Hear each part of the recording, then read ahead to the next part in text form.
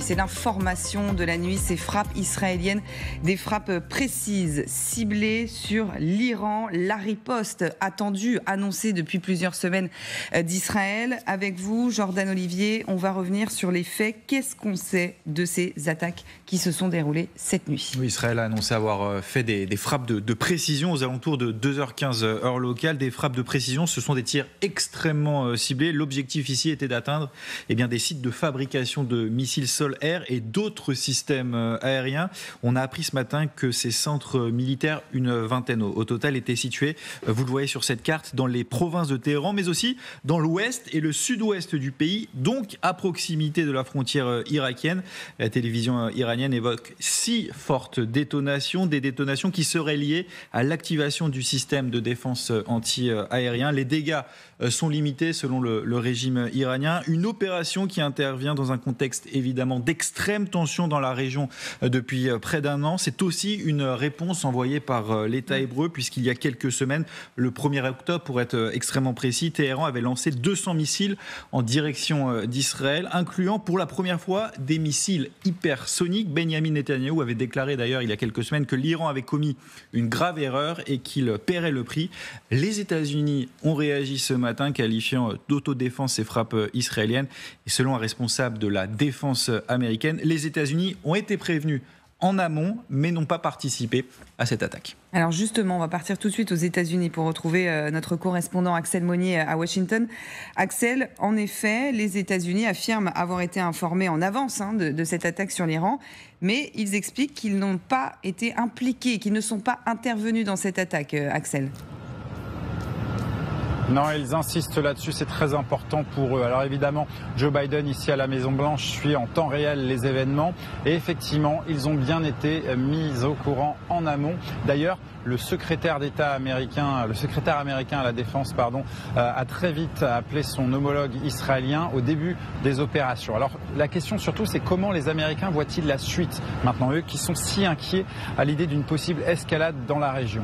Eh bien, d'après plusieurs sources gouvernementales, ici, les Américains estiment que cette réponse est suffisamment modérée pour ne pas entraîner d'envenimement de la situation au Proche-Orient. Et c'est tout ce que les Américains cherchent depuis le 1er octobre. Vous savez, effectivement, depuis ces frappes iraniennes contre Israël, les Américains font tout pour retenir la main de leur allié israélien. Ils veulent que la réponse soit à la fois ciblée, proportionnée, qu'elle ne vise pas les civils et qu'elle ne vise pas les sites nucléaires. Il semblerait que ce soit le cas. Si on en restait là, ce serait aussi peut-être la preuve que Benyamin Netanyahou est encore en mesure d'écouter son allié américain malgré les désaccords et malgré la forte mésentente qui existe entre lui et Joe Biden. Merci Axel Monnier, en direct donc de Washington. Guillaume Audin, spécialiste des questions internationales, vous êtes avec nous, on vient de l'entendre. Donc Washington estime que cette réplique, elle est assez modérée pour ne pas entraîner une escalade. Si on veut être très précis, les cibles, ce sont des cibles militaires, des installations de fabrication de drones, de missiles balistiques, pas de sites pétroliers, pas de sites nucléaires. Ça, c'est important parce qu'il y a un enjeu derrière, notamment pour les États-Unis.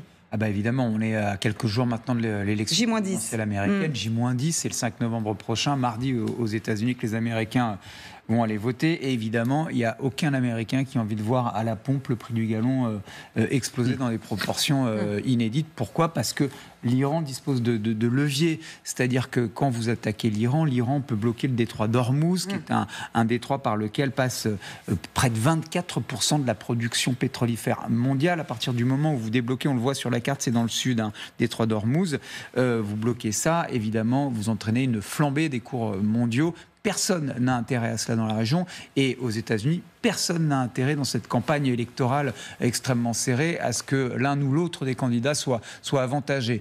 Le deuxième point, c'est que les Américains, d'un point de vue plus militaire, ont envoyé un certain nombre de messages à l'Iran. Ils vont être capables d'intervenir si d'aventure le besoin se faisait ressentir. D'abord, ils ont installé pour la première fois en Israël un système de défense antiaérienne extrêmement perfectionné, ce qu'on appelle le SAD. Ça vaut $800 millions avec un radar extrêmement performant et sans militaires américains pour opérer ce système-là. Donc ça, c'est un premier point.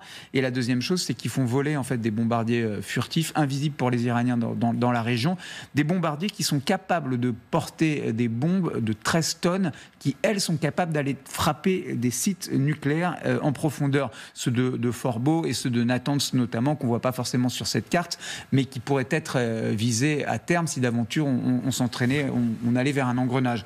Pour le moment, cette riposte, elle semble être calibrée. En tout cas, le porte-parole de Tsahal a expliqué, a justifié encore cette nuit cette attaque. Il disait que c'était une réponse, une réplique aussi après des mois d'attaque. On en a parlé avec Jordan ce 1er octobre, la mort de Nasrallah, ces 200 missiles qui ont été envoyés vers Israël de l'Iran.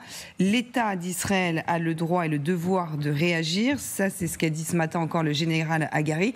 Il s'explique aussi à nouveau ce matin. Écoutez. Conformément aux directives de l'échelon politique, nous avons mené des frappes précises et ciblées sur des cibles dans différentes régions de l'Iran.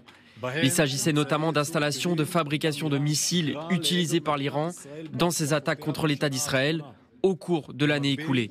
Simultanément, nous avons ciblé les réseaux de missiles sol-air iraniens et les capacités aériennes iraniennes qui étaient destinées à restreindre la liberté d'opération aérienne d'Israël en Iran. Israël dispose désormais d'une plus grande liberté d'opération dans l'espace aérien iranien.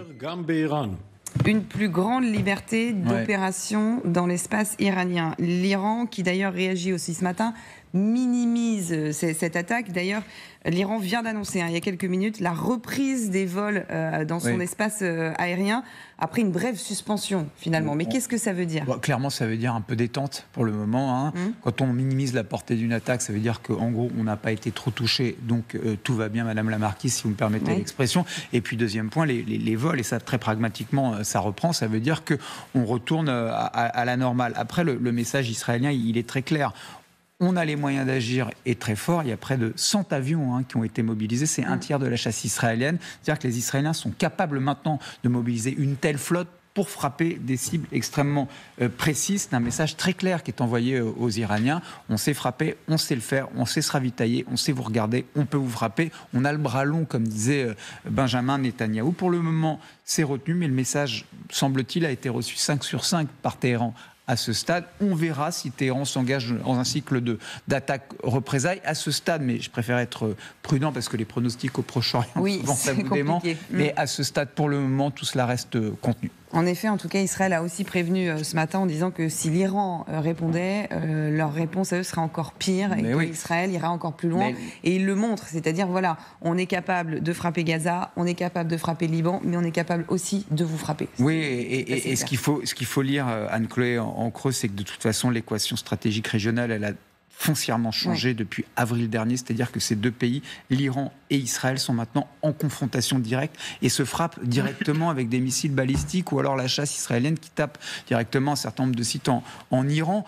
Forcément, ça ressemble à un engrenage et encore une fois, il y a toujours dans ces zones grises un moment d'incertitude. Si une frappe venait à viser des civils, je ne sais où, à Téhéran et ou à Tel Aviv, là, à ce moment-là, on est dans une escalade qui pourrait être incontrôlée.